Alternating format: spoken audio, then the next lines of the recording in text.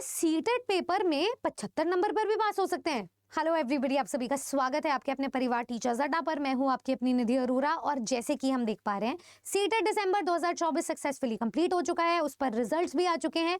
अब सभी अभ्यर्थियों के मन में एक ही क्वेश्चन मार्क है कि किन भर्तियों पर कहाँ अप्लाई करना है, कैसे अप्लाई करना है, क्या मैं एलिजिबल हूँ, क्या मैं सीटेट में एक्चुअली पास हूँ या नहीं। उन सभी की डिस्कशन हम आज की इस वीडियो में करने वाले हैं।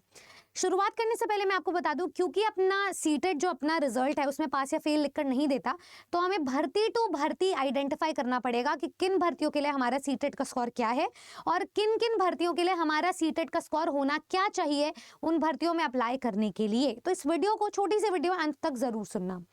सबसे पहले तो शुरू करते हैं सेंट्रल लेवल की भर्तियों के लिए। बात करते हैं केवीएस, एनवीएस, ईएमआरएस, आरआरबी या फिर एईईएस जैसी भर्तियों की।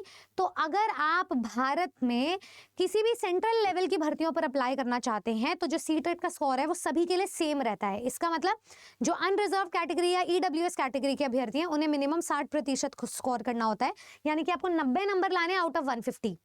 और अगर आप किसी रिजर्व कैटेगरी से बिलोंग करते हो जैसे कि ओबीसी, एससी, एसटी, पीडब्ल्यूडी, तो आप 55% नंबर पर पास हो जाते हो, यानी कि आपको 82 मार्क्स लाने हैं। ये है आपका सिर्फ और सिर्फ सेंट्रल लेवल की भर्तियों के लिए। ऑन अ कॉन्ट्ररी, सीटेट अपना एग्जाम नहीं, जो भारत में शिक्षक भर्तियों के एग्जाम्स है वो सेंट्रल और स्टेट अलग अलग लेवल्स पर होते हैं।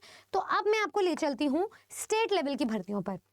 स्टेट लेवल में अगर हम दिल्ली की बात करें, DSSB, तो इसमें आपको छोटा सा डेविएशन देखने को मिलता है सीटेट स्कोर में।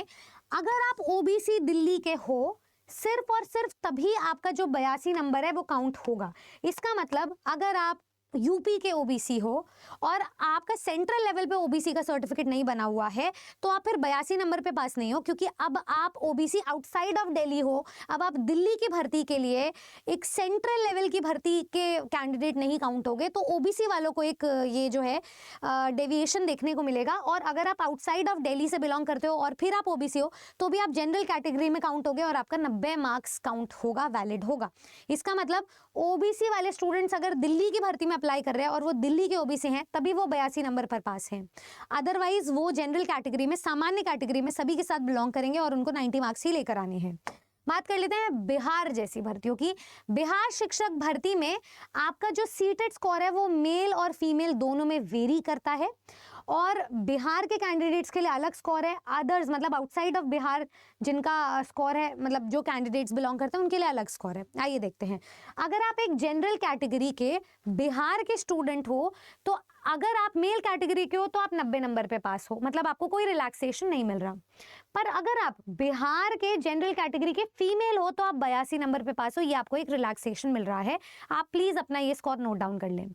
अगर आप आउटसाइड ऑफ बिहार हो और किसी भी कैटेगरी से बिलोंग करते हो तो आपको 90 नंबर ही लेकर आने हैं। मतलब अगर आप यूपी के एससी एसटी हो, राजस्थान के ओबीसी हो तो भी फर्क नहीं पड़ता है, आप जनरल कैटेगरी में ही काउंट होगे, कोई रिलैक्सेशन नहीं मिलेगा, आपको 90 नंबर ही लेकर आने हैं। पर जैसे कि मैंने बताया, अगर आप बिहार के जनरल कैंडिडेट के मेल हो तो कोई आपको रिलैक्सेशन है नहीं, पर अगर आप फीमेल हो बिहार के जनरल कैंडिडेट के तो आप 82 पे पास हो। अब ये जो दोनों कैटेगरीज हैं, मेल फीमेल दोनों पर अप्लाई होती हैं।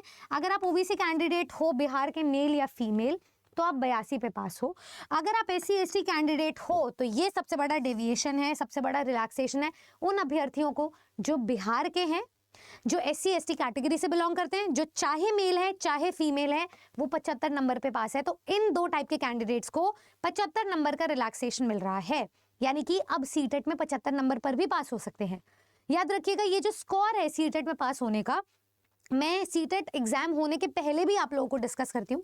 चैनल पर ऐसी एक और वीडियो आपको मेरी मिल जाएगी जिससे कि स्टूडेंट के दिमाग में एक पिक्चर परफेक्ट क्लैरिटी आ जाए कि मुझे आखिरकार अपनी कैटेगरी के अकॉर्डिंग स्कोर करना कितना है।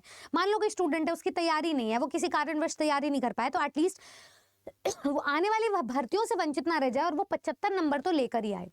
और जो कैंडिडेट अपने आप को ओबीसी दिल्ली का नहीं मान रहा है और DSSB में अप्लाई करना चाहता है, वो सेफ स्कोर अपना 90 ही मान करके चले। ये उन स्टूडेंट्स को आगाह करने के लिए स्कोर डिस्कस किया जाता है। तो अब इन सभी स्कोर पर आप ये जान लीजिए आपकी अपॉर्चुनिटीज, जो आपको नियर अपॉर्चुनिटीज मिल रही है या नियरिंग भर्तियों का रिक्रूटमेंट मिल रहा है, वो किन किन वैकेंसीज या पोस्ट पर मिल रहा है। सबसे पहला एग्जाम जिसकी आवेदन प्रक्रिया चल रही है वो है आरआरबी यानी कि रेलवे शिक्षक भर्ती के primary TGT and PGT post पर आपको भर्तियां देखने को मिल रही है। सीट कम है, इसका मतलब कंपटीशन भी कम है, पेपर जनरल लेवल का होगा, सबके लिए एक जैसा कंपटीशन है, यानी कि भर्तियां अनेक और आवेदन आपका एक ही होगा। उस पर आपको सभी स्टूडेंट्स को जनरल और सामान्य तैयारी करनी है। प्लीज इसकी तैयारी शुरू कर दें। साथ ही साथ में बिहार शिक्षक भर्ती टीआरई 4.0 का फेज आने वाला है चारों स्तर पर, 1st to 5th, 6th to 8th, 9th, 10th, 11th, 12th, इसकी तैयारी को शुरू कर दें। ईएमआरएस का सेकंड फेज आने वाला है, नए नए ईएमआरएस स्कूल्स को निर्माण भी किया जा रहा है, तो आप ये मान करके चले इसका फेज जल्द ही आएगा और इस पर आपको 14 से 15,000 पद जरूर देखने को मिलेंगे, इसकी तैयारी शुरू कर दीजिए। केंद्र विद्यालय की न्यूज हर जगह देखने और सुनने को मिल रही है, केवीएस की भर्ती कभी भी आ सकती है, तो आप इसके लिए भी तैयार रहें। सेंट्रल लेवल की, उसके बाद दिल्ली की भर्ती, दिल्ली की भर्तियों में पुरानी भर्तियों को जैसे ही हरी झंडी मिल जाएगी उन पर एग्जामिनेशन होगा। उसके बाद आपका जैसे कि अभी कैलेंडर भी जारी हुआ है, तो अब आपको नई भर्तियां फिर से देखने को मिलेंगी। 20,000 पद इसके एंटिसिपेटेड हैं। एनवीएस का कैलेंडर जुलाई में जारी करने की बात की गई थी, अभी थोड़ा सा डिले चल रहा है, लेकिन आपको फिर भी इस पर भर्तियां देखने को मिलेगी। एंड यूपी में अगर सिचुएशन सब सही रही तो आपको मार्च या अप्रैल में एक नई भर्ती जरूर देखने को मिलेगी। तो ये है हमारे पास अपॉर्चुनिटीज और इन सभी अपॉर्चुनिटीज पे तैयारी करने का ये एक मौका है। तो हमारे किसी भी बैच में, इनफैक्ट सभी एग्जाम्स के लिए अगर आप एक तैयारी करना चाहते हो तो ये डिस्काउंटेड कूपन कोड है हमारे टीचिंग महापैक या इंडिविजुअल बैचेस के लिए, जो है Y449।